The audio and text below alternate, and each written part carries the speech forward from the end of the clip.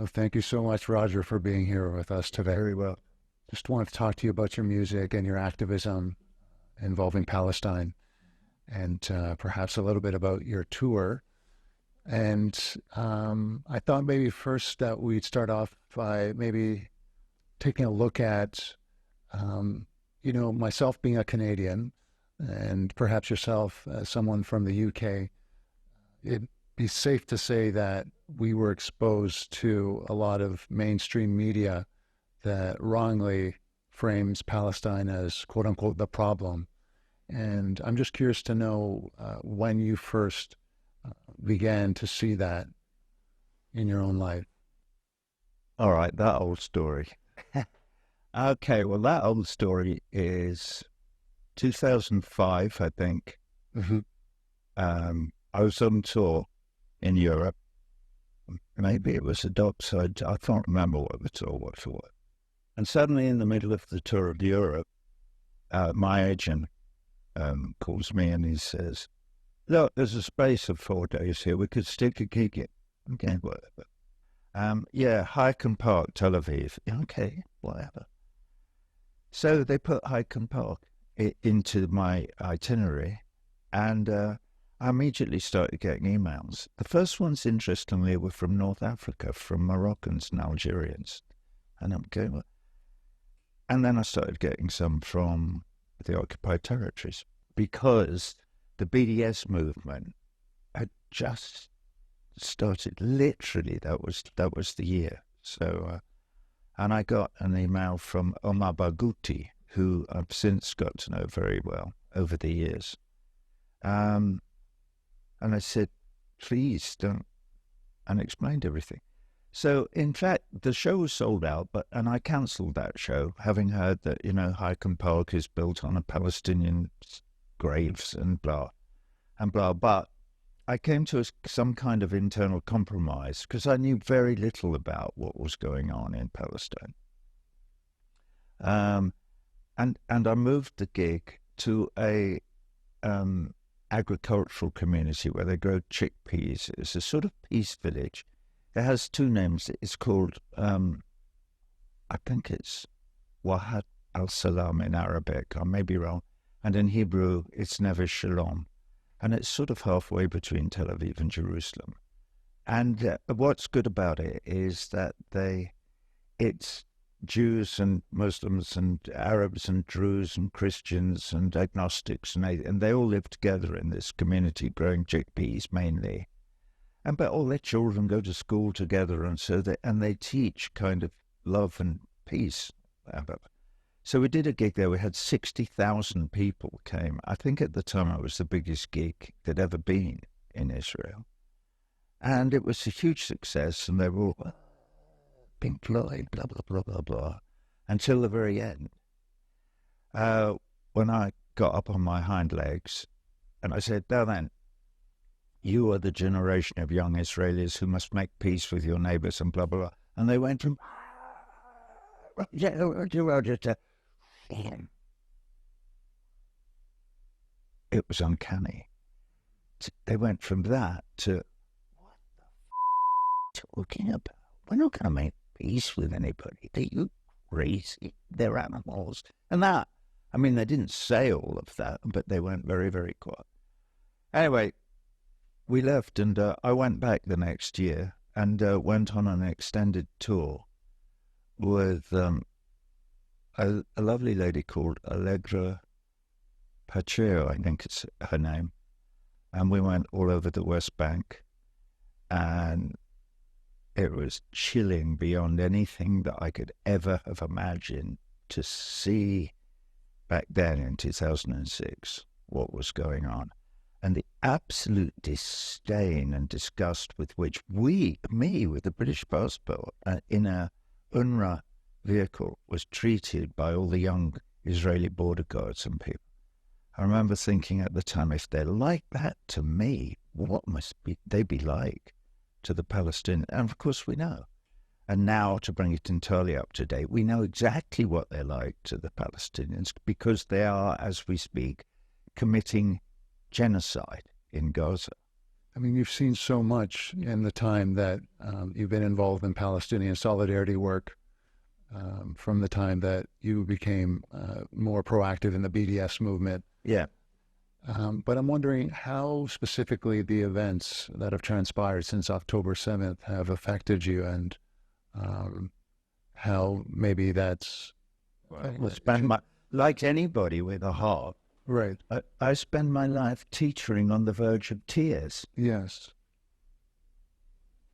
Well, Because you can't possibly put yourself in that position, in their position, those mothers and fathers, those children, those 2.3 million, well, a bit less now, people living in Gaza, being bombarded by F-16s day and night, week after week after week. One cannot even begin to imagine what it must be like. And that it's being cheered on by the most powerful empire in the world is disgusting beyond all belief. And not to mention B'nai B'rith in your country. And Trudeau, he's cheering it all on as well. What is wrong with these people? How can they possibly be doing that? How can they still be trying to cast the Israelis as victims? I'm sorry, my voice was beginning to rise then, because it's so insane what they're doing. And what the Israelis are doing is just, it's beyond all imagination. It's beyond our capacity to imagine such evil. It's a perfect segue, because I wanted to ask you, I mean, more generally, do you think that this says something about the dark side of humanity, the evil that people are still capable of? Yeah, well, now we're getting philosophical. And now we have to bring Yahweh into it. God has to enter the conversation at some point, because if you look at it very specifically in terms of what's going on there, God is evoked constantly. My father, I have to say, was a deeply avowed Christian.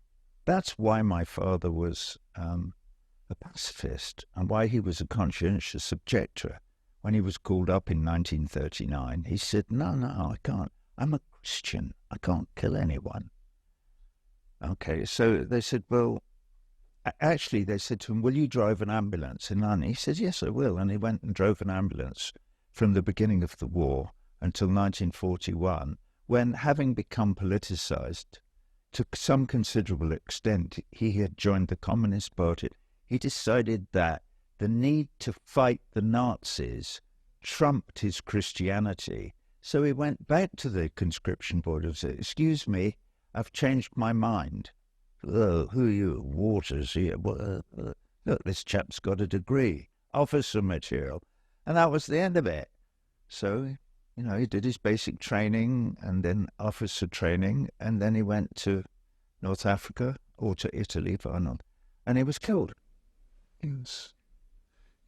I wanted to actually ask about your beloved father, because I know that he's, Eric Waters was commemorated in Italy decades later after World War II.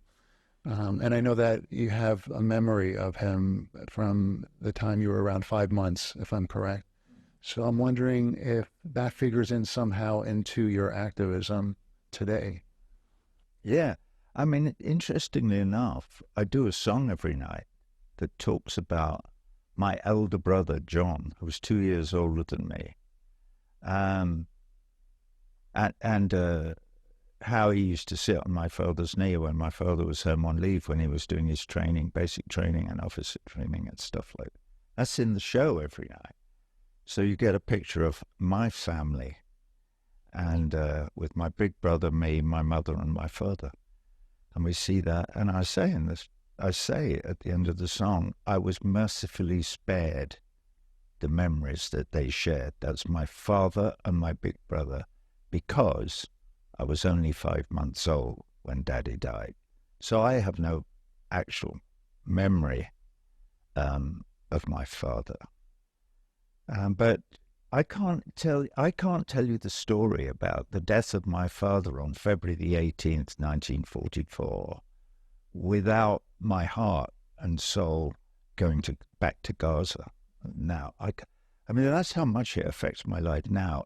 And everybody almost that I speak to, it's so unspeakable what the Israelis are doing in Gaza that I feel my whole body revolting against it with every breath that I take. But I'm happy to, talk about the past as well. Um, to your credit, you're so tenacious despite all the pushback from some of these groups, as the one you mentioned in Canada. But my breath, my friends. And so I'm wondering, really, like, where do you think that stems from? Where do you draw your strength from, despite this constant pushback that seems to be coming from all directions? My mother. My father was dead. My mother wasn't. And there's this story I tell, which is true. I'll tell it very quickly. When I was about 13, I was struggling with something. I've no idea what it was, some question what. And my mother could see I was, and she's looking over and she goes, "What is it?" "Oh, Mum, nothing. I'm just..." She said, "Listen, come here. I'm going to give you some advice. All through your life, Roger, you're going to come up against knotty problems, things that you have to think through and work out and decide what to do about, make decisions. So here's my advice. When that happens to you, read, read, read, and then read some more. Find out everything that there is to know about whatever it is that is troubling you. Study the history, and don't just read the opinions of people who agree with you on it. Read everything. Find out from all sides of it. When you've done that, the hard work is over." "What do you mean?" Well, you've done all the heavy lift. "Well, what do I do then, Mum?" And she said, "You do the right thing." Mum, thanks. What an incredible lesson to give a adolescent. If only that's what we were teaching our children, instead of teaching our children, as they do in Israel, that Palestinians are animals, that they're subhuman, listening to Eilert Shekhar, we must kill all the little snakes. And if there's a pregnant woman with a little snake in her belly, kill her. What? This is what you're teaching your children? No. Eilert Shekhar, take a leaf out of my mother's book. Teach your children to do the right thing. It's such an important point, Roger, because I do wonder whether people are losing that sensibility sometimes. There's so many distractions. We're constantly being pushed to buy, to self-present in new ways. And I wonder whether people are losing sight of just that, of doing the right thing, despite... Yeah, many, many people. They are subject to propaganda, and as you mentioned the mainstream media earlier, the propaganda of the mainstream media, whose job it has become to echo what's bouncing around the echo chamber of the powers that be, the ruling class, and that's what they do. And people, it's very difficult not to be affected by that and not to take some of it in. But it is extremely dangerous because it is propaganda, and we all know how this all got developed in the last 150 years or so, with people realizing that if you hold the key to the dissemination of information, i.e. the media, well, then you have all the power, goes back to Voltaire, to the Enlightenment. Wise men have been writing about this now for like several hundred years, but it's hard for the wise things to get through to us ordinary mortals. Why is it hard? Because we live in a world where, the United States, where I live, that is a world where there's only one thing. There's only one real God that we bow down to, and that is profit. So neoliberal capitalism with profit on the altar is the thing that we all have to... Well, when you do that, you're screwed. There's no possible way that you can find your way out of the maze of that Friedman economic policy nonsense to enlightenment, or to finding the love that you might have in your heart and empathy for your brothers and sisters all over the world, irrespective of their ethnicity or religion or nationality. To find your way onto that path is almost impossible. I feel that we're hardwired to do the right thing, but under these conditions of neoliberal capitalism, that it's almost conditioned out of us. Yeah, we have there is still hidden within most of us an absolute instinct when you see the old lady fall down in the street to go and help her. But in terms of the way our governments work and empire works, it's wiped out, it's erased. How is it erased? By propaganda to teach us that the old lady in the street is actually vermin and needs to be eradicated. Ooh, I thought it was like somebody's grandmother. Oh, it's vermin. Okay, well, in that case, I don't want to see it, but or I do want to see it. I want to sit in a deck chair and applaud while they go on dropping bombs on Gaza. I'm wondering if part of the reason in your shows you have these large visual signs, it's just a curiosity I have, is because it's telling the audience, you need to think about this. It's the important thing right now that we should be all considering as human beings, whether we like it or not. And it flies in the face of, I think, Western culture's celebration of the individual. I'll do me, don't bully me, I'll do what I want.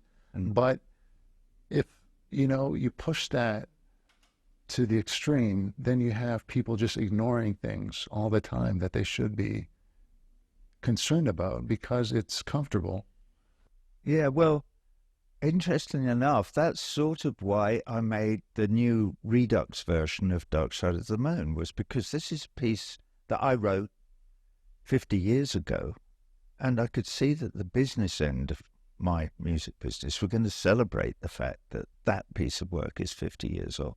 And I realized that people didn't really understand what I was writing about when I wrote it. And so that's why I've made a new version that's more reflective and that's more, as my daughter pointed out to me, she said, "This is great, Dad, because this is the 29-year-old you who wrote all this, and the 80-year-old, 79 as I was 10-year-old, looking backwards and forwards across 50 years at this piece of work and reflecting upon it from the age of 79 at the work of the 29-year-old who was like wide-eyed and, this can't be right, all that you touch and all that you see is all your life will ever be. This is it. You only get, and that is a central point of Dark Side of the Moon, is that you only get one go, as far as we know. So, no, I'm just being single, but I'm just wondering if there's any final observations or thoughts you'd like to share before we wrap up. My heart and my brain are so full of all the political as well as humanitarian machinations of the Gaza question and the Palestine question right now that I find it difficult to escape from it. And all the that I'm experiencing in South America with them they just tried to cancel my show tomorrow here in Santiago in Chile, where I know I'm enormously popular, not just because the shows are sold out, they were in Buenos Aires as well. And yet the Israeli lobby still tried to get my shows in Buenos Aires cancelled on the grounds that I'm an anti-Semite, which I'm not, obviously. Right. It's such arrant nonsense, and yet they make up stories and then amplify and then print them again and again and again and again and again and again. And I know we're not allowed to say it, but it's right out of Goebbels' playbook and Goering. This is exactly what they said and what they absolutely did. They said, we have to lie and lie and lie, and the bigger the lie, the more likely people are to believe. That's what these stupid arseholes have been doing against me. your friends, I know they're not, and mine in Nye Brith, these are very, very dim people, and they are completely attached to the idea of the illegal settler colonialism of the Zionist movement in Palestine. And the other crazy people who've attached themselves to this are Christian evangelicals in the United States who support Israel like Biden. And why? Because they want to see the Jews all burn in hell when Jesus comes down in the second coming, and they all go to heaven holding hands with Jesus. And they believe this. And they're prepared to sacrifice this entire beautiful planet that we live on and that is they're sacrificing the whole thing. I mean, if they should believe what they want, but they should not hold positions of political power, because this is crazy. I would love to keep going and going, but I think I have a gig to do. oh yeah, no. And I would, if I had time, I keep going myself. But thank you so much. Not at all. Thank you very much for talking. And the privilege and all the very best. Paul, thanks. Thank you so much. Thank you so much.